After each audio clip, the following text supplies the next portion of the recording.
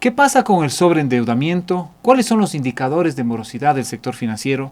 Acompáñennos en este nuevo podcast de Forbes Ecuador. Si eres el callado de tus amigos porque no sabes de lo que están hablando, no dejes para mañana lo que puedes saber now.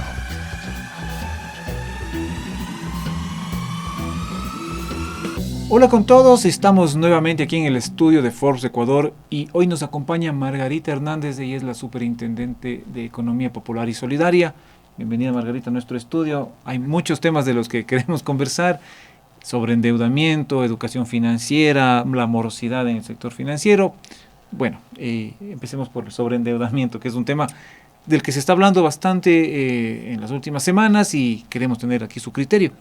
¿Qué tan sobreendeudado está el ecuatoriano? Margarita, bienvenida. Muchísimas gracias por la invitación, encantada de estar aquí. Yo creo que el tema es importante porque hay que entender lo que el sobreendeudamiento significa. Significa que una persona tiene obligaciones crediticias que van más allá de su capacidad de poder honrarlas, es decir, de su capacidad de pago. Por eso es tan preocupante esto, porque a veces se piensa que es deseable tener muchos espacios de acceso al crédito. Pero en realidad, cuando esos espacios son demasiado permisivos o demasiado abiertos, lo que tenemos es una realidad como la que vemos ahora. Se hizo un estudio por parte de la Red Financiera para el Desarrollo, que nos respecto al cual en los resultados lo que veíamos es que hay personas que tienen hasta 12 créditos y por supuesto que tienen cuotas que sobrepasan inclusive sus ingresos mensuales. ¿Y por qué hemos llegado a ese punto? No sé, es un tema de educación de la gente, de no saber que el nivel de ingresos y el nivel de gastos que tenemos, también la oferta que llega desde las instituciones financieras con créditos, tarjetas y otros. ¿Por qué estamos en estos números? Yo creo que en realidad es una mezcla de todo eso, ¿no es cierto? Y hay que empezar por el tema de la educación. No estamos preparados en muchos de los casos para entender lo que significa una obligación crediticia, mucho menos cuando esta obligación crediticia no se presenta con claridad para quien recibe el crédito. Entonces pensemos en los famosos créditos solo presentando la cédula. Entonces, claro, entregar la cédula para que se le haga una fotocopia no me califica como sujeto de crédito. Sin embargo, a cambio de esa información, recibo un crédito que voy a tener que honrar en cuotas mensuales, que tal vez parezcan poquitas, pero por supuesto tienen que sumarse a todas mis otras obligaciones y a mis gastos. Y ahí es donde la persona que no tiene educación financiera, que no lleva un presupuesto, que no ha sido preparada para entender cómo va a tener que sortear esta obligación o esta gestión financiera en la que se está metiendo, entonces puede tener complicaciones. Luego vienen los créditos formales, ¿no es cierto? Los que se hacen con los intermediarios financieros, pero ahí también hay que distinguir, no es lo mismo el crédito de la casa, ¿no es cierto? O el crédito del auto que la tarjeta de crédito. Y tenemos nuevamente enormes espacios de apertura para recibir tarjetas de crédito que además tienen condiciones que normalmente se ven complejas. Las personas dicen, y yo lo he oído muchas veces, es que tengo un límite en la tarjeta, entonces cuando ya no me reciban, ahí sé que ya no puedo gastar más.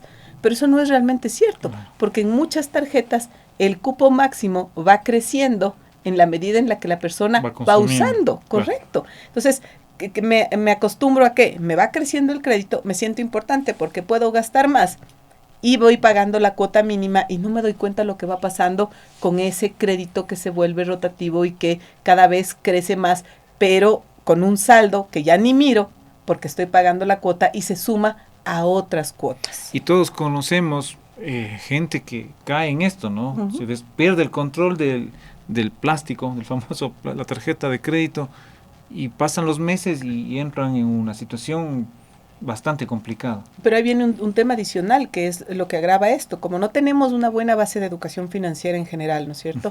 Pensamos que el nuevo plástico me va a ayudar a salvarme del problema que tengo por el plástico anterior. Se abre un hueco para tapar otro. Y nos llenamos de tarjetas y vamos gastando en la que se supone que íbamos a usar solo hasta que pueda salir. Y entonces, claro, esto se vuelve un círculo vicioso que termina en que todos estos accesos al crédito lo que hacen es envolver a la persona en una situación en la que ya se vuelve imposible un manejo, sobre todo desde esta perspectiva del ingreso mensual versus el gasto mensual y el pago mensual de la cuota.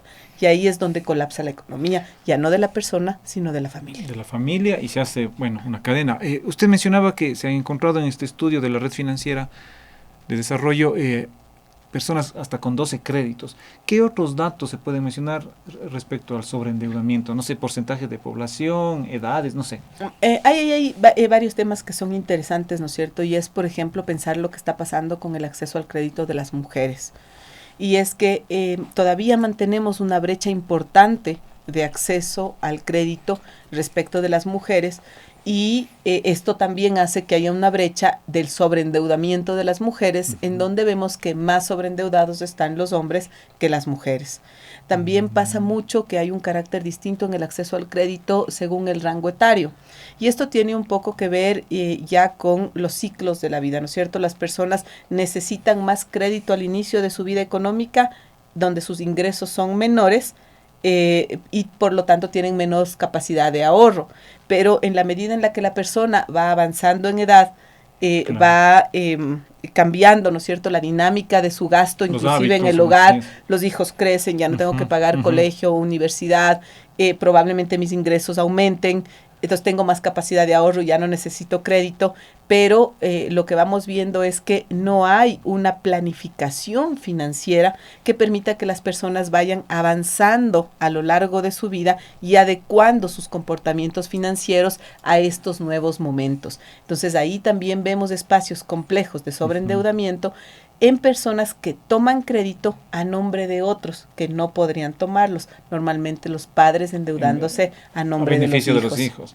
Y ahí vemos otro tipo de situaciones que complejizan ya no solo la realidad económica de las familias, sino inclusive la propia interrelación familiar. Hemos visto un fenómeno nuevo, ¿no es cierto?, relacionado con la migración, que ya no es como la conocíamos, de personas individuales que abandona uno o dos miembros de la familia, el hogar, para migrar y luego remitir remesas. Vemos ahora un fenómeno en el que las familias completas migran, es decir, los padres con sus hijos.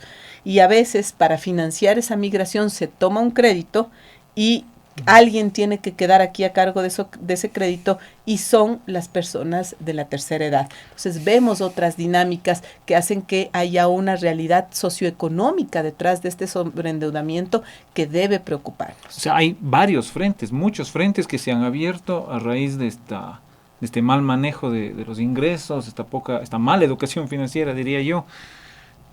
¿Se puede establecer un porcentaje de la población que viva sobreendeudada aquí en el país? Tristemente no, porque no tenemos toda la información que deberíamos tener. Y aquí sí hay que hacer dos precisiones, ¿no es cierto? La primera no es mala educación financiera, es que no tenemos educación financiera y tenemos que preocuparnos de eso. Nadie nace sabiendo ni cómo manejar un auto, ni cómo gestionar un crédito. Así que hay que aprender ambas cosas. Y eso viene de la casa, de la escuela, de todos los espacios.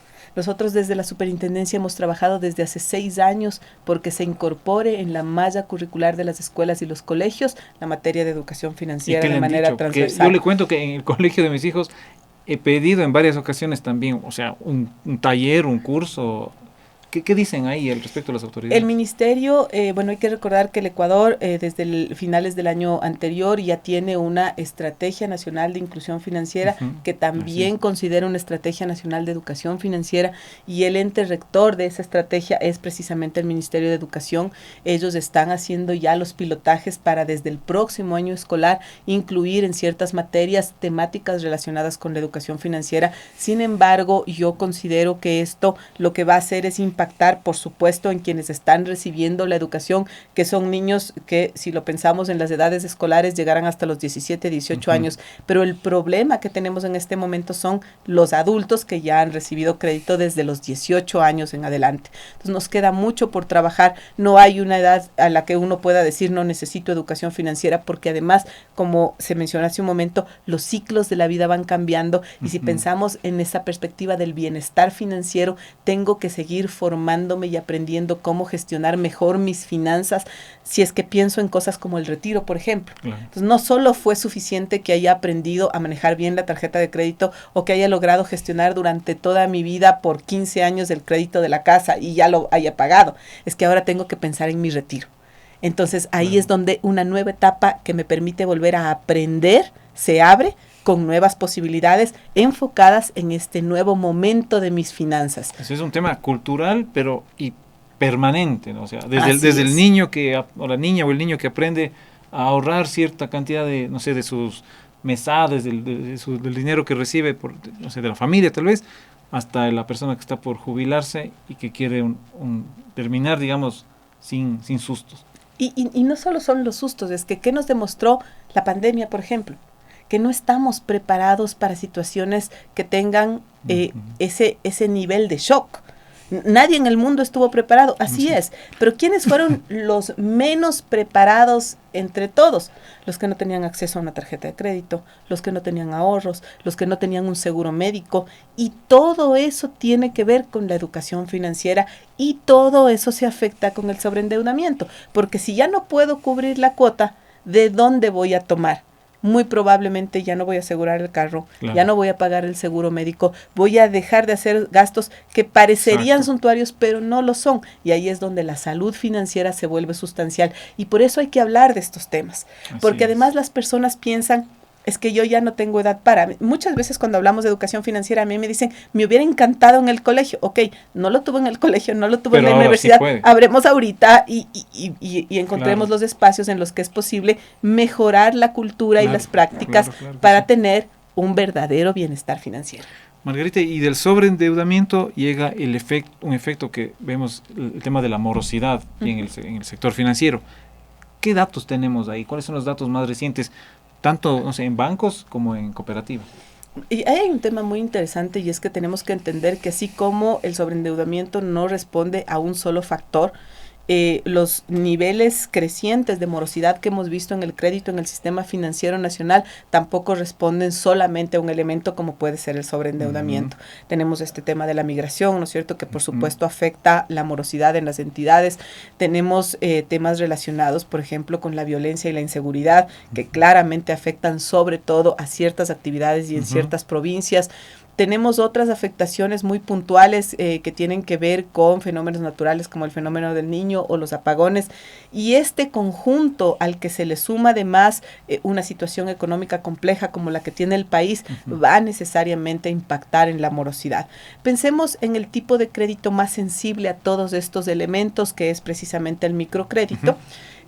Si nosotros hacemos un análisis del sistema financiero, más del 75% del total de microcrédito que se coloca en el sistema financiero en el Ecuador, lo colocan las cooperativas y las mutualistas.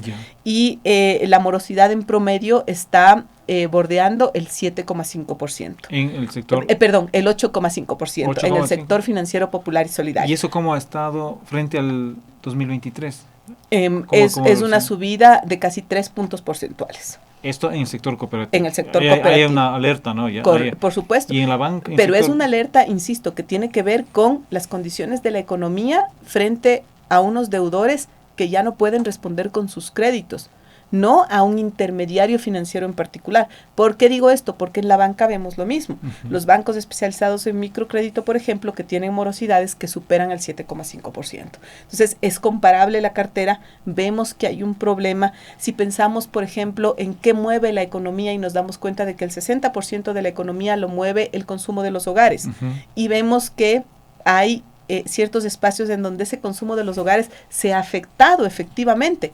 Entonces, obviamente, entendemos que el reflejo de todo esto se ve en la morosidad.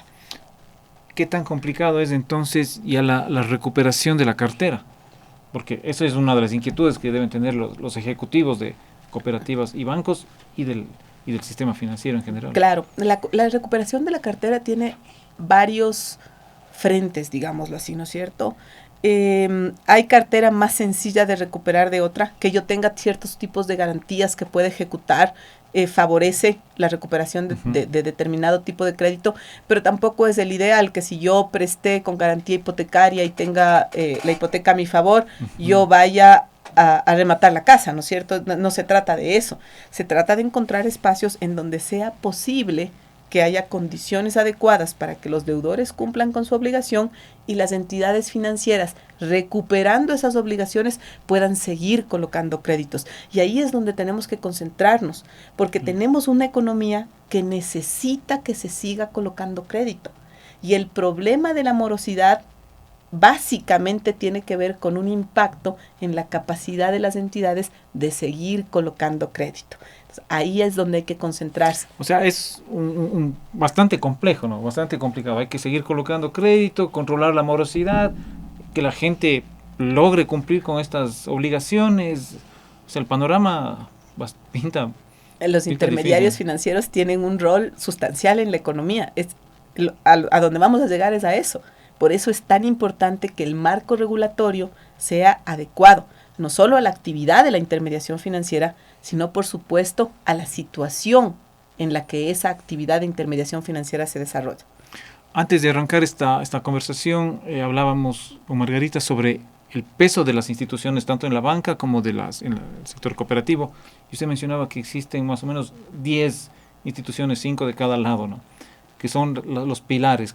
¿Qué tan sólidas, qué tan solventes están en general estas instituciones y las demás que son parte del sistema financiero? Yo creo que para hablar de solvencia hay un indicador que está determinado en la normativa, ¿no es cierto? Y todas las entidades, tanto del sector financiero popular y solidario como del sistema financiero privado, tienen su solvencia por sobre este indicador. El indicador es del 9% y en el sector financiero popular y solidario el promedio supera el 15%. Entonces, tenemos esa tranquilidad. Sin embargo, este fenómeno es interesante, ¿no es cierto? Porque estamos hablando de dos sectores que componen el sistema financiero nacional que tienen características muy distintas, pero que una de las cosas que más los diferencia es precisamente su composición. Nosotros en el sector financiero popular y solidario tenemos 402 actores, con corte a mayo de este año. De esos 4 son mutualistas de ahorro y crédito y el resto son cooperativas. Y claro, la dispersión en el tamaño que tenemos en este sector es enorme. Nosotros tenemos 15 entidades a las que consideramos sistémicas para fines de supervisión que tienen activos que superan los 500 millones de dólares y de ese grupo 5 tiene activos que superan los 1.000 millones de dólares, para que nos demos cuenta precisamente del peso y la importancia. Es decir, son más grandes que bancos pequeños y medianos en el país. Basta recorrer el país, digamos, para ver en las carreteras los anuncios de estas cooperativas, ¿no? Que uno se encuentra por varios puntos. Pero también tenemos a las otras, a las más pequeñas, a las que tienen activos inferiores a $1 millón y que son casi 100 y que tienen una función y una lógica, sobre todo en las comunidades y en los territorios en los que tienen influencia. Entonces hay que entender este universo de lo que conforma el sistema financiero nacional y por lo tanto regularlo desde ese entendimiento, precisamente para que sea posible que esos intermediarios financieros, sea cual fuere su naturaleza, cumplan con este rol y mantengan dinámica una economía que en un momento como este requiere que esa intermediación financiera sea efectiva, es decir, que se siga colocando crédito y que ese crédito siga movilizando la economía. Movilizando. Otro tema importante en este análisis consideramos es la transparencia. La transparencia que deben tener las instituciones financieras frente a los órganos regulatorios, frente a los clientes a la final. ¿Qué tan transparentes somos aquí en el país, en el mundo, en el sector financiero? Bueno, en el sector financiero popular y solidario, que es donde yo puedo dar razón, ¿no es cierto? Hicimos un esfuerzo enorme precisamente porque en nuestro plan estratégico desde hace 6 años la transparencia es uno de los pilares y lo que hicimos fue trabajar con el Banco de Desarrollo de América Latina y el Caribe, CAF, para desarrollar un laboratorio de datos que está a disposición del público en general en nuestra página web. En este laboratorio de datos es posible encontrar información que se deriva directamente de las estructuras de información que las cooperativas y las mutualistas nos entregan para fines de supervisión. Se pueden descargar las bases de datos para trabajar y todo esto lo que nos permite, sumado a los estados financieros que se publican periódicamente, claro, tener un conocimiento claro de cuál es la situación de las entidades y por lo tanto de ese análisis entender lo que está pasando, ya no solo en el sector cooperativo de ahorro y crédito o en el sector mutual, sino en el sistema financiero nacional. Volviendo al tema de la morosidad, Margarita, ¿cómo cree que terminemos el año? ahí se anima, se mantendrán esos niveles de esos datos que he mencionado hace unos minutos, se complicará la situación, o sea, la economía en general no está en con su mejor salud, diríamos, ahí la cadena de pagos también está afectada, los créditos, el consumo de hogares, como usted bien decía. ¿Qué nos puede deparar los próximos meses? Yo soy una persona extremadamente optimista, así que yo no puedo esperar otra cosa que no sea ver mejoras en las condiciones económicas del país y por supuesto que estas mejoras redunden en mejores condiciones para quienes a través de sus pequeños negocios, emprendimientos, el microempresario, el pequeño productor puedan cambiar su relación con su crédito y empezar a cumplirlo adecuadamente. Y creo que eso va a pasar no solo por un entorno económico más favorable, sino que tengo el fiel convencimiento de que vamos a encontrar un espacio para, desde lo regulatorio, poder mejorar las condiciones de la gestión de esos créditos y que esto le dé no solo tranquilidad a esos deudores, sino por supuesto un mejor espacio de gestión a las entidades que conforman el sistema financiero nacional. Margarita, muchas gracias por el optimismo, gracias por compartir estos minutos con nosotros, los datos, y esperaremos invitaremos a finales de año también a ver qué ha pasado. Muchísimas gracias, aquí estaremos, muy amables. Muchísimas gracias, un gusto. Gracias por todo. Si eres el casado de tus amigos porque no sabes de lo que están hablando, no dejes para mañana lo que puedes saber now.